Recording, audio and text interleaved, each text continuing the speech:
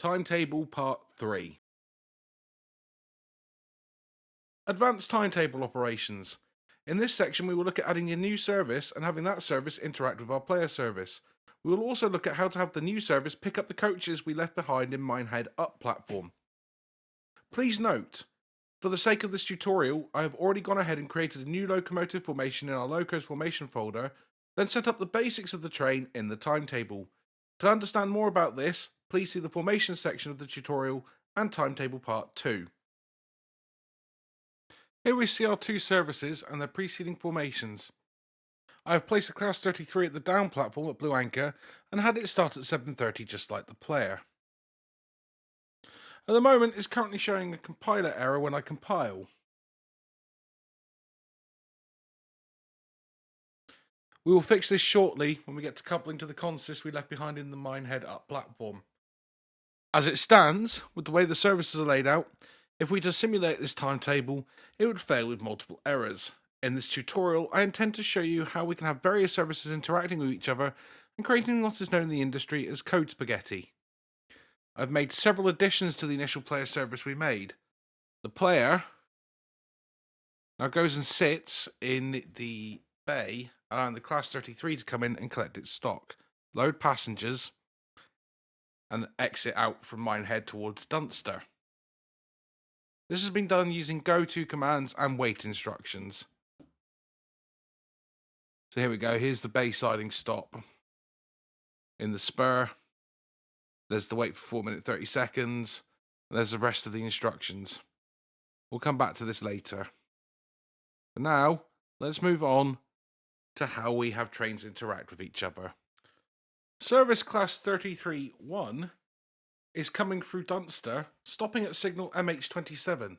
It then has an exact stop at Minehead Up platform, whilst at the same time, the Player 09 service is pushing back, connecting to the stock in Minehead Bay platform 2, and then coming out beyond Minehead signal 21, or heading back into Minehead Up platform. This is a conflicting move that will confuse the dispatcher and cause both services to fail.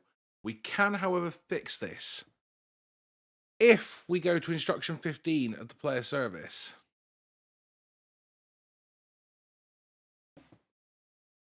We can see two white nodes. This one here and this one here. The one in the top right is a diamond. The one in the bottom left is a square. The diamond is the outgoing instruction. The square is the incoming instruction.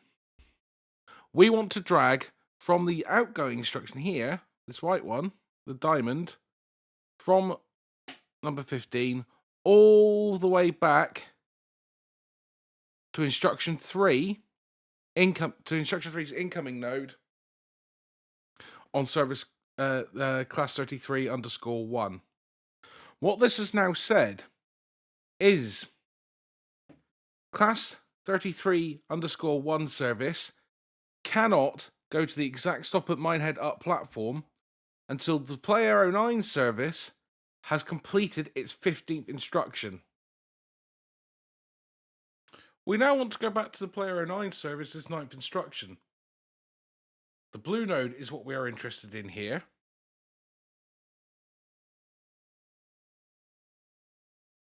We drag away from this node, and as noted in part 2 of the timetable tutorial, we get an option to create a new service or to couple, like so.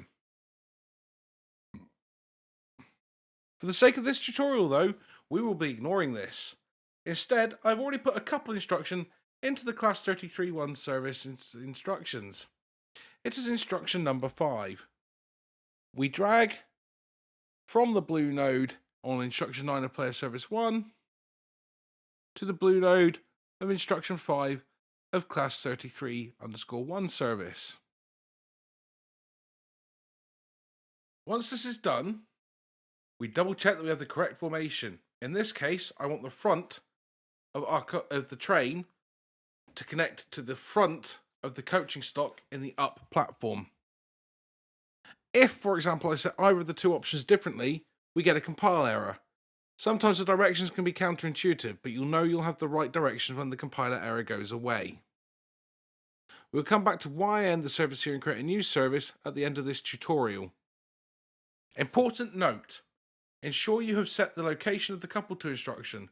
Not setting this will allow the timetable to compile, but it will cause errors when you simulate the timetable.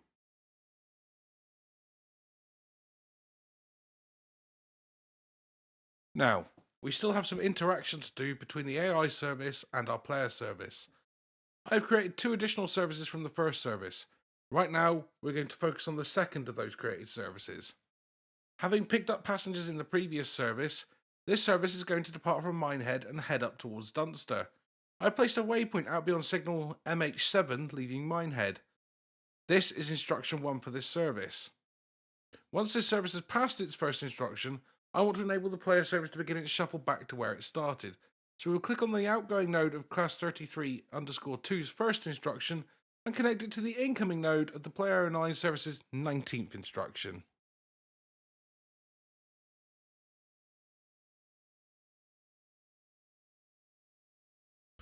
This should allow us to finally move out to beyond Minehead level crossing and back to where we started via Minehead Bay Siding 2.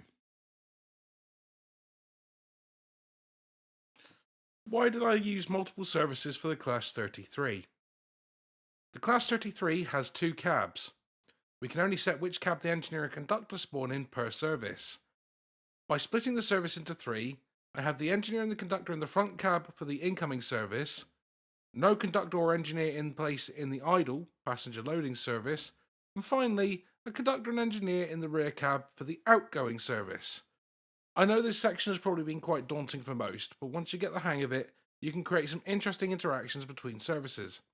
These interactions can be essential in route timetables, especially in those with extensive single track sections like the West Somerset Railway. This concludes part 3 of the timetable section of this tutorial series.